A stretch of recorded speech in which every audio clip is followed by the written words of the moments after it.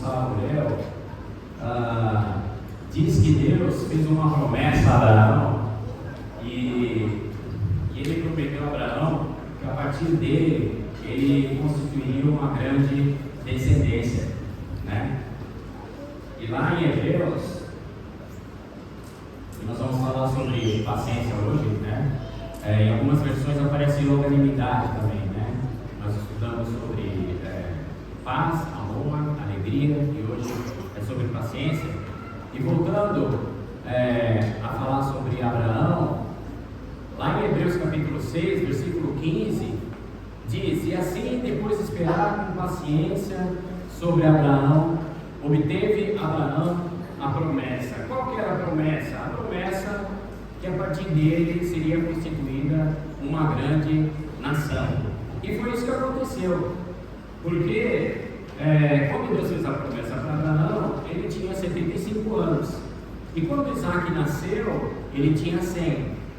Então ele esperou com paciência até os 100 anos para começar a ser cumprida a promessa. Agora, por que Abraão esperou pela promessa? O que fez Abraão esperar por essa promessa? Ele tinha esperança de que ia acontecer a promessa, ele tinha fé que a promessa ia ser cumprida e tinha amor a Deus. Deixa eu levantar. E ele tinha amor a Deus. Então, vejam, essa esperança, fé e amor nos motiva a ter paciência para nós alcançarmos o nosso objetivo. Então, a fé, a esperança, a fé e amor nos motiva a ter paciência para nós conquistarmos e chegarmos ao nosso objetivo. Veja, a paciência é só uma variável. Nós estamos falando sobre a paciência, mas existem variáveis que nós temos o controle, como a paciência, e eu posso controlar isso, e tem variáveis que não estão sob o nosso controle e que talvez influenciem o nosso objetivo. Mas hoje nós estamos falando sobre a paciência. E o exemplo, vou dar um exemplo muito simples que todos nós aqui, eu acredito que já passaram. Quando você vai num consultório médico, você chega lá e tem um aparelhinho que você pega uma senha, né? E aí você chega lá, você pega o número 30, e aí está no número 5. E aí você tem que ter paciência para você esperar 25 números para chegar no seu número. Se você não tiver paciência, você não vai conseguir chegar no seu objetivo, que é ser atendido, né? Então, você vai chegar no médico, ou o médico vai encaminhar você para fazer um exame, ou ele vai fazer uma receita, né? Então, se você não tiver essa paciência para esperar, o seu resultado não vai ser o objetivo que você quer, né? Em Provérbios diz assim, na verdade a setinha inverteu o lugar: o homem iracundo suscita contendas, mas o longânimo apazigua a luta. Em Provérbios capítulo 16, melhor é o longânimo do que o herói da guerra, e o que domina seu espírito do que toma uma cidade. Então é melhor você ter paciência do que o homem que se irrita com facilidade. Iracundo é o homem que se irrita com facilidade, e aí ele vai gerar contendas. Então é melhor você ter paciência, conversar, do que você ir na força ou na ignorância. Olha só esses homens, o que disseram. Esse é Isaac Newton, teólogo, físico, matemático inglês. Se fiz descobertas valiosas, foi mais por ter paciência do que qualquer outro talento. E o cara era inteligente, acima da média, e deveria ser muito técnico. E ele disse que o maior talento dele foi ter paciência. E ele era cientista, e se não tivesse paciência, o que ele estava tentando descobrir, ele não ia ter um resultado positivo. Esse aqui é o que nós estamos falando também. Jean-Jacques Rousseau, escritor filósofo suíço. Ter paciência é difícil, mas o resultado é gratificante.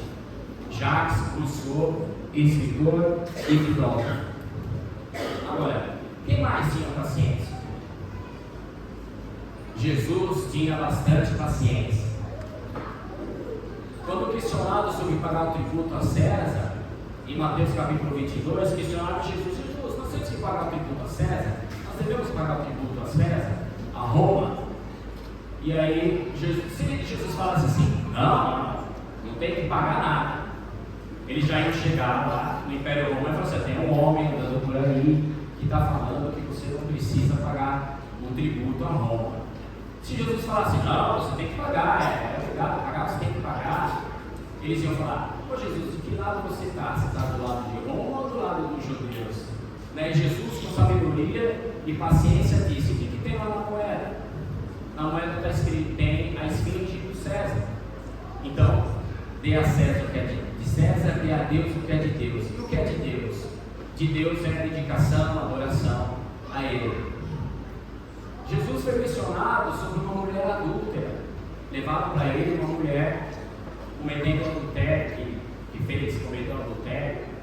E eu imagino que pensava: bom, Jesus é cheio de amor, cheio de compaixão, né? Vamos ver como é que ele vai resolver essa questão. E Jesus disse: quem aqui nunca pecou, que atire a primeira pedra?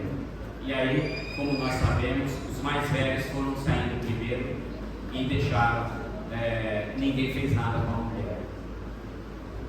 E Jesus tinha paciência, ele respondeu com paciência e sabedoria nesse caso também. Lavar as mãos antes das refeições. Existia uma tradição judaica que você tinha que lavar as mãos antes das refeições. E Jesus, com paciência, com sabedoria, disse a verdade para eles: vocês, para algumas questões, vocês levam uma risca, mas para algumas outras questões, vocês fazem suas próprias leis. Não é o que entra que contamina o homem, mas é o que sai que contamina o homem. Jesus passou pela terra e até hoje Ele está olhando o nosso coração. Não é a nossa roupa, não é a nossa cor da pele, não é a nossa vida financeira. Ele está olhando para o nosso coração. Em Hebreus capítulo 12, diz o seguinte, versículo 2: olhando firmemente para o autor e consumador da fé, Jesus, o qual, em troca da alegria que lhe estava proposta, suportou a cruz, não fazendo caso da ignomínia, e está assentado à destra do trono de Deus. Jesus foi humilhado, Jesus foi chicoteado, Jesus foi açoitado, Jesus foi preso numa cruz com pregos, mas ele teve paciência porque ele tinha que cumprir um objetivo que não ia beneficiar ele, ia nos beneficiar. Ele morreu numa cruz e ele, se não tivesse paciência, nós não estaríamos aqui. Se Jesus não tivesse paciência com todos esses fariseus, como é que nós estaríamos hoje? Jesus respondeu com amor, Jesus respondeu com sabedoria e Jesus respondeu com paciência. Agora, eu imagino Jesus sem paciência, dizendo assim: eu vim até a terra para morrer na cruz por vocês, vou ser crucificado, e vocês ficam me questionando o tempo inteiro, perguntando, tentando provar que eu não sou o Filho de Deus, o Criador. Deus, eu não tenho mais paciência, eu não aguento mais. Mas ele não fez isso. E se ele tivesse feito, mesmo se ele tivesse morrido na cruz, falando uma coisa dessa e tratando as pessoas sem mansidão, com grosseria, com falta de educação, ele teria morrido na cruz, mas qual seria o legado dele? Então Jesus seguiu à risca tudo que Deus falou. E qual é o nosso legado também, quando nós estamos na empresa, quando nós estamos na escola, quando nós estamos em algum local social, que nós não temos paciência com as pessoas, tratamos as pessoas mal, né? Não respeitamos a ideia das pessoas. Qual que é o nosso legado? Qual é o legado que nós deixamos? É o legado que Jesus deixou, de amor, de compaixão.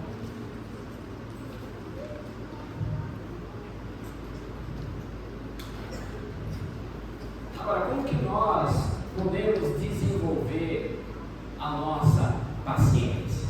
Como é que nós podemos melhorar a nossa paciência? Não julgar. Em Mateus 7 diz: não julgueis para que não sejais julgados, pois com o critério com que julgardes, sereis julgados, e com a medida com que tiveres medido, nos medirão também. O julgamento, quando você faz julgamento de uma pessoa, está na sua cabeça só. Aquilo não é real, aquilo é uma história que você criou, que você acha que a pessoa tinha que ter feito aquilo, acha que ela fez aquilo por causa daquele motivo.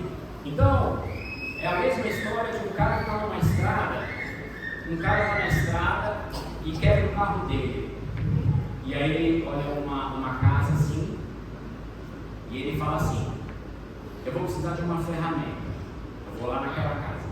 Mas se o cara não me atender, mas se o cara for bravo comigo, mas se o cara não quiser emprestar a ferramenta para mim, aí ele vai lá na porta da casa, bate lá, o cara abre a porta e ele fala assim: se você não quiser me emprestar a ferramenta, você não me empresta.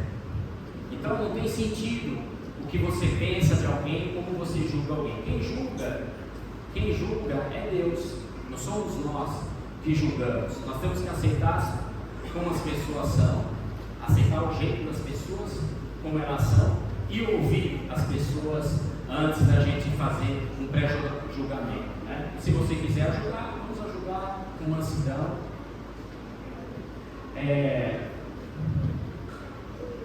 Em 2 Timóteo, capítulo 2, diz assim: e repele as questões insensatas e absurdas, pois sabes que só engendram contendas.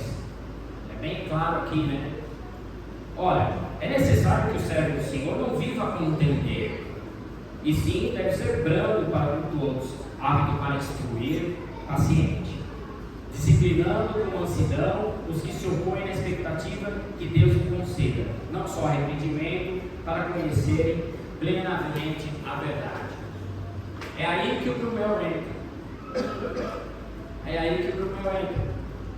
Como eu vou convencer? É uma perda de tempo você convencer o Brumel a não torcer para o Vasco. O Brumel torce para o Vasco e ele adora o Vasco. Não é o pai dele torce para o Vasco, ou o avô dele torce para o Vasco, alguém torce para o Vasco e ele torce para o Vasco. Você vai entrar numa discussão dessa que não tem sentido. Então, nós temos que evitar discussões insensatas. É lógico que é uma brincadeira, a gente brinca com o Brumel, mas nós temos que evitar isso, e o Augusto já mencionou isso na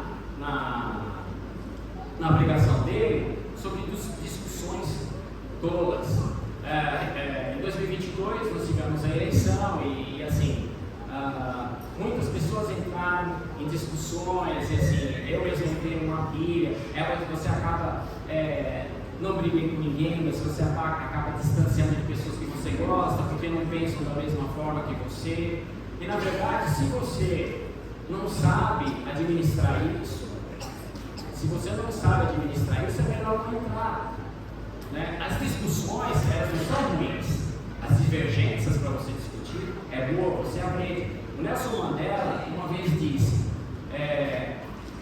ou eu ganho ou eu aprendo, eu nunca perco. Porque quando você discute e você perde alguma coisa, você aprende, né? Então as discussões não são todas ruins. Nós temos que aprender a administrar esse tipo de situação. Reconheça a habilidade dos irmãos. Reconheça o sacrifício que os irmãos fazem, né? Não estou conseguindo ler ali. Nada façais por partidarismo ou vanglória, mas por humildade, considerando cada um os outros superiores a si mesmo. Não tenha cada um em vista o que é propriamente seu, senão também cada qual o que é dos outros. não vamos só criticar o que as pessoas fazem de errado, mas elogiar o que as pessoas fazem de bom, né? Eu tenho minhas qualidades e eu tenho meus defeitos, e todo mundo tem suas qualidades e tem os seus defeitos, e que eu faço, e que eu não sei fazer, uma outra pessoa sabe fazer, o que a outra pessoa não sabe fazer, eu sei fazer. Então vamos elogiar as pessoas, não é só criticar o que as pessoas fazem, mas elogiar também. E respirar é uma ação fundamental. Se você acha que você está perdendo a paciência, vamos respirar. Em Tiago diz: sabeis essas coisas, meus amados irmãos. Todo homem, pois, seja pronto para ouvir, tardio para falar, tardio para se irar. Eu não sei, algumas pessoas já perceberam, quando você está numa reunião que tem algumas pessoas mais experientes, essas pessoas experientes, elas só falam no fim. Elas ouvem, fazem um diagnóstico, ouvem o conselho dos outros, o que os outros têm para falar, e depois falam no fim. Já não joga a sua ideia, né? Então, antes de falar, pense. Tem gente que fala: eu falo mesmo, eu falo o que eu quiser, tal, é muito mimimi. Mas Tiago fala sobre mimimi. Ora, a língua é fogo, é mundo de iniquidade. A língua está situada entre os membros do nosso corpo, e contamina o corpo inteiro, e não só põe em chamas toda a carreira da existência humana, como também é posta ela mesma em chamas pelo inferno. Então, quais são os problemas na nossa casa? Que às vezes nós temos problemas porque nós falamos alguma coisa. No trabalho, porque nós falamos alguma coisa, ou alguém falou alguma coisa. Então, vamos frear a língua, vamos pensar antes de falar. Agora, nós podemos fazer isso aqui. Um irmão uma vez disse na pregação: 12 palavras que transformam. Quais são as 12 palavras que transformam e quebra a pessoa que está discutindo? Por favor, mesmo que você esteja nervoso, mesmo que você esteja bravo, peça por favor, trate com educação. Obrigado é uma palavra que quebra qualquer um. Agradeça, obrigado, por favor, desculpe. Muitas pessoas não conseguem falar desculpa. Tá tudo bem, tudo bem. Mas desculpa, peça desculpa. Nós falhamos, nós erramos e nós temos que pedir desculpa. Eu amo você. É difícil falar, mas nós temos que falar. Eu amo você. E isso quebra qualquer discussão, qualquer sentimento ruim, né? E eu estou orando por você. É uma palavra que ajuda bastante. Não no sentido de alguém ficar orando por você, não. Eu estou orando por você e Deus vai resolver. Você pega o seu problema e entrega para Deus. Deus, cuida disso aí que eu não consigo. Mas no sentido de você realmente estar orando e preocupado com a pessoa, né? Agora, e a paciência é mais importante. O que é mais importante da paciência? Sede, pois, irmãos, pacientes, até a vinda do Senhor. Eis que o lavrador aguarda com paciência o precioso fruto da terra, até receber as primeiras e as últimas chuvas. Paciência para aguardar a vinda do Senhor. É o mais importante para ter paciência. O lavrador, ele dá o exemplo do lavrador. O lavrador planta e ele tem paciência para esperar crescer, para depois colher. Como eu disse no começo, tem algumas variáveis que não dependem só dele ter paciência. Tem algumas variáveis que dependem do tempo, né, dos trabalhadores, de alguma outra produto que tenha que jogar. Mas ele aguarda com paciência porque ele tem esperança que vai chegar no objetivo dele. Então, sede, pois, irmãos, pacientes até a vinda do Senhor. De que forma eu vou ser paciente até a vinda do Senhor? Regozijai-vos na esperança. O que nos motiva a ter paciência para esperar a vinda do Senhor é o que nós estamos esperando no futuro. Estar na presença de Deus, estar com Jesus, estar no paraíso. Isso é o que nos motiva a estar lá. Então, isso, eu tenho uma esperança, eu tenho paciência e eu tenho um objetivo. Essa é a motivação. Paciência na tribulação, né? Eu vou passar por tribulações, eu passo por tribulações para eu chegar no meu objetivo, né? Um corredor, ele está lá e tem que chegar no objetivo dele, que é no final da corrida. Aí ele passa por um obstáculo, por outro obstáculo, chega no terceiro, é muito complicado essa corrida, eu não vou participar. Não, tenho que passar, tenho que perseverar na tribulação, eu tenho que ter paciência, porque eu tenho um objetivo final. O meu objetivo final é estar com Deus no paraíso. E na oração, perseverança. A oração, ele é o nosso ponto de contato com Deus. Então, durante a nossa vida, ou na oração, lendo a Bíblia, esse é o nosso ponto de contato com Deus.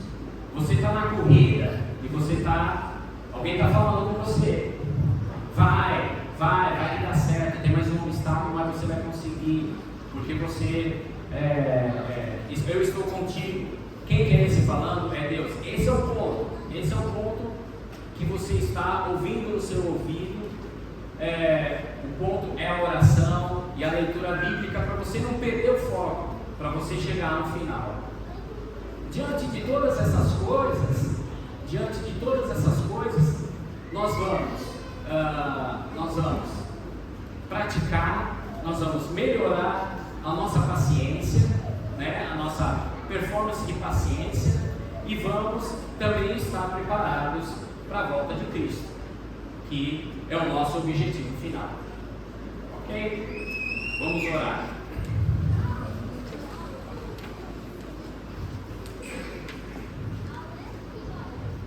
Senhor Deus e Pai, agradecemos, Senhor Deus, por esse domingo, agradecemos por esse domingo, essa semana que está iniciando, Senhor Deus. Sabemos que o nosso Senhor é o nosso Pai Todo-Poderoso, Criador do céu e da terra. Nos ajude, Pai, a ter paciência como Jesus tinha e como outros servos do Senhor tinham e têm.